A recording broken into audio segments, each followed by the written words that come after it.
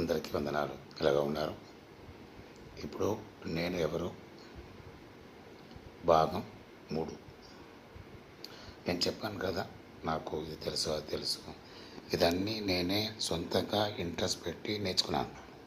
ఇదన్నీ నేర్చుకోవాలంటే నా ఫాదర్ అలాగా చెప్పారు. ఒక మనిషికి ఫస్ట్ తెలుసుకోవాలి కుకింగ్ ఫస్ట్.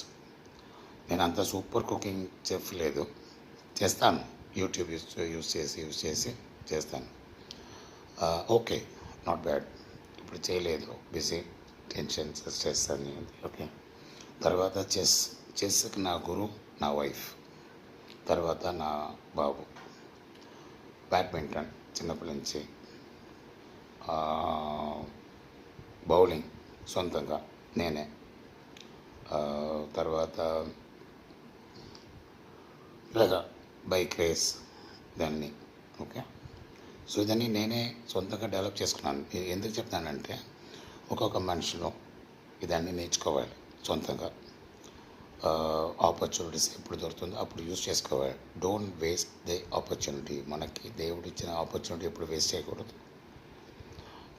మనకు తెలియదు కదా, ఒకవేళ మన జాబ్ పోయింది, ఒకవేళ ఈ స్కిల్స్ నుంచి మనకి ఒక లైఫ్ స్టార్ట్ అవుతుందో ఏమో మనకు తెలియదు. సో అది అలాగా. సో నా ఫాదర్ చాలా మంచివాడు, వెరీ స్ట్రిక్ట్. నా లైఫ్ గురు, వెరీ స్ట్రిక్ట్. నేనంటే చాలా ఇష్టం, బట్ బయట చూపలేదు, లోపల ఉంది. నాకు ఫస్ట్ కీబోర్డ్ కొన్ని ఇచ్చారు. నాకు ఫస్ట్ పెద్ద కీబోర్డ్ అమ్మగారి. తర్వాత నా అమ్మ ఇప్పుడు మ్యూజిక్ మోటివేషన్. అమ్మ వెరీ టాలెంటెడ్ అమ్మ. తర్వాత నా సిస్టర్ ఇప్పుడు పాజిటివ్గా, very active lady, very intelligent lady, మంచి జాబ్లో ఉంది. She is fine.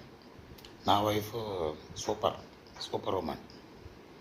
అంటే కష్టపడి అందరికీ మంచిగా అందరు మంచిగా ఉండాలి, ఎవరికి బాధ ఇవ్వకూడదు. అలాగ ఆ అమ్మాయికి చాలా మనుషులు బాధ ఇచ్చారు, ఎవరు లేరు, మన తెలుగువాడు. ఓకే. సో నా బాబు టాలెంటెడ్ పర్సన్. ఇంగ్లీష్ వాడలుగా ఇంగ్లీష్ మాట్లాడుతున్నారు. చెస్, తర్వాత చదువు మంచిగా ఉంది, తర్వాత టెక్నాలజీలో ఎక్కువ, గేమ్స్ నంబర్ 1, తర్వాత బ్యాడ్మింటన్ మంచిగా యాక్టివ్గా ఉంటారు. బట్ ఇప్పుడు కొంచెం ఎలాగంటే గేమ్స్లో ఎక్కువ డైవర్ట్ అయింది. ఇలాగా నా లైఫ్. నేను ఎప్పుడు యాక్టివ్గా ఉంటాను, ఫ్రెండ్లీగా ఉంటాను, స్మైల్గా ఉంటాను, సపోర్ట్ చేస్తాను, హెల్ప్ చేస్తాను, అన్నదాన్ని చేస్తాను, ఇదన్నీ చేస్తాను.